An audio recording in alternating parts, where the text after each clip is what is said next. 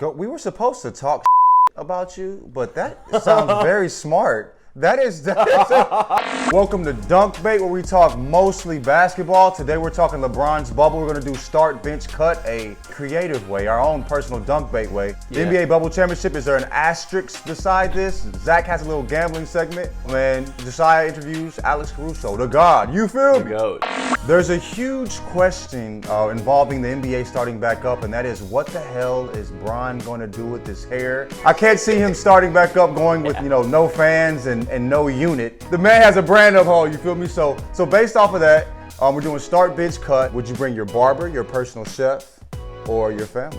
Look, man, I'm gonna be honest and transparent with you. Like, if I'm hooping and I'm in a bubble, I need my personal chef and I need my barber, right? I gotta start the personal chef, bench the barber, and cut the family. However, if you got a boo that can do lineup and make meals, then all you really need is the family. So it really is just dependent on what type of skills dudes boos have, if they've really been in the trenches training, if they're coming out the mud, giving them nice lineups at a reasonable price, $225 max. Like, if you can have a personal chef in there whipping stuff up, that's amazing. I love my family, but being locked in a hotel room with them for 4 months or whatever this is gonna be, not gonna go super well. I'll take the barber. I'm gonna be on TV all the time. I can't, have it looking sloppy and stuff like that. So I'm gonna go, you know what? I'm gonna flip that around. I'm gonna start barber, then chef, and then, sorry family, you're getting cut. I not only need my barber, I need Constantine, because evil lurks up under this shit, okay? Like, what is going on above my hat is pure evil, all right? So I'm going with barber.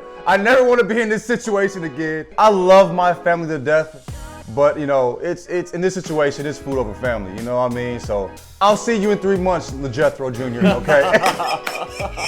All right, so people have been talking about this, you know what I mean? And is there a asterisk that should be next to this championship? In the Premier League, Liverpool won the league for the first time in 30 years, and people were saying there's going to be an asterisk next to that. The coach kind of came back and said, go ahead and put one next to it. He's like, I want people to know how horrible and tough this was to win. And that's just a great way to get someone's eyes to know and appreciate that. So sort of flipping the meaning on it, that you basically stopped down your entire season and all the prep you've been doing.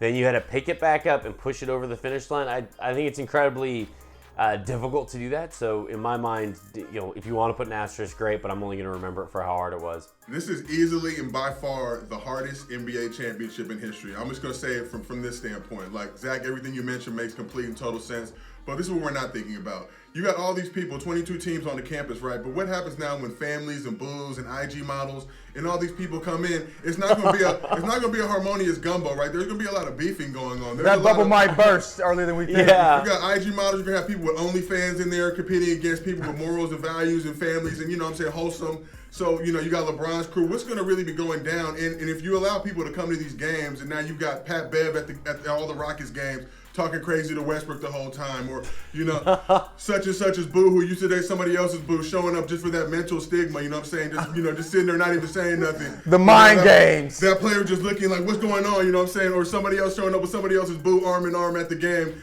There's going to be so much other stuff going on in this bubble that we're not thinking about. I think if there's an asterisk, it should be in relation to how difficult it is, just like Zach was saying. I mean, this is the most difficult NBA championship in history by far. They're not only battling each other, they're battling a virus that, it doesn't discriminate. What happens if the best player on a team goes down?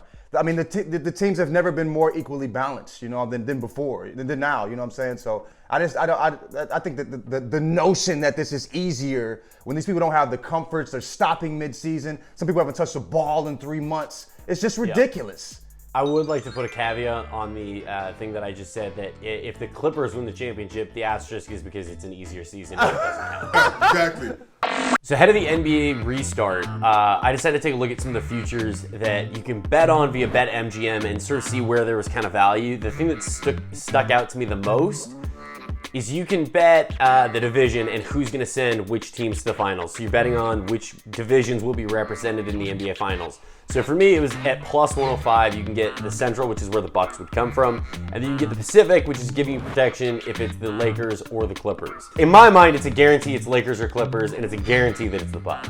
So it's like, why wouldn't I bet that? Plus 105, about $100, getting 105 back. It's the easiest money you're ever going to make. That sounds very smart.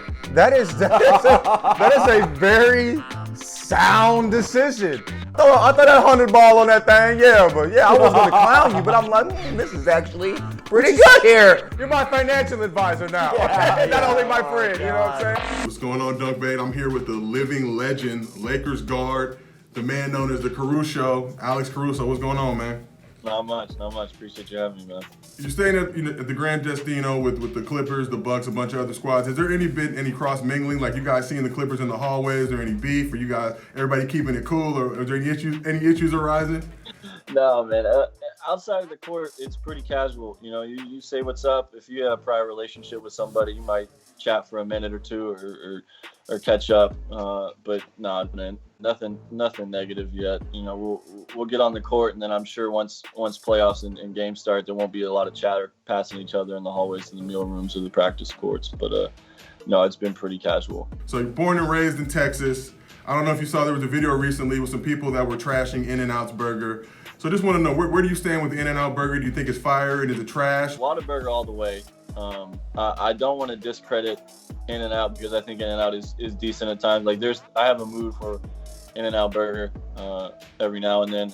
Obviously, I wish I could satisfy the craving every time I had it. But when I've had it, it's been decent. But the Whataburger, man, that's 24 hours. They got the breakfast menu. They got the all-time favorites. They do it right, man. And you know, it might be biased being from Texas, but I'm riding to the grave with Whataburger. There's been some heavy debate, some heavy speculation across NBA Twitter. So I had to ask you, can you hear Jimmy? Nah, bro, I don't hear anything, man. So you can't hear Jimmy? No. You cannot hear Jimmy. Oh wow, Chris. I thought honestly, I'm surprised that you said it because I thought you could definitely hear Jimmy, but I appreciate you being honest and transparent with us. Try my best, man. All right, man. I appreciate you for taking the time out and joining us on Yahoo Sports and Dunk Bait, man. Best of luck to you out there, and hoping that the Lakers do well out there, man. Of course, man. I appreciate you. Have a good one. So that is the end of Dunk Bait. I'm LeJethro Jenkins. King Josiah 54. I'm Zach Schwartz. I hope Free my- Woj. I hope my Free son Woj. doesn't see this.